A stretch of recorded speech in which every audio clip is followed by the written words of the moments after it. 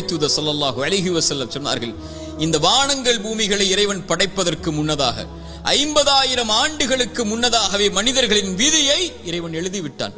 எவ்வளவு நாள் இவன் வாழ்வான், எவ்வளவு நாளில் மரணிப்பான், எதை பெறுவான், எதை இழப்பான், இவனுடைய வாழ்வாதாரம் என்ன, இவனுடைய சொத்து என்ன, இவனுடைய நஷ்டம் என்ன, இவனுடைய உறவு என்ன, இவன் பிரிவது என்ன, எல்லாம் எழுதப்பட்டு விட்டது. வானங்கள் பூமி படைப்பதற்கு 50,000 ஆண்டுகளுக்கு முன்னதாகவே தாயுடைய கருவறையில் அவன் இருக்கும் போதே மீண்டும் அதை உறுதிப்படுத்தினான். இறை தூதர் ஸல்லல்லாஹு அலைஹி வஸல்லம் சொன்னார்கள், நல்லா கேட்டுக்கோங்க, உள்ளத்தை தட்டி இந்த ஹதீஸை அந்த உள்ளத்துக்கு சொல்லிக் கொடுங்க. எந்த ஒரு உயிரும் இந்த உலகத்தில் இருந்து மரணிக்காது அதனுடைய வாழ்வாதாரத்தை முழுமையாக்காமல்.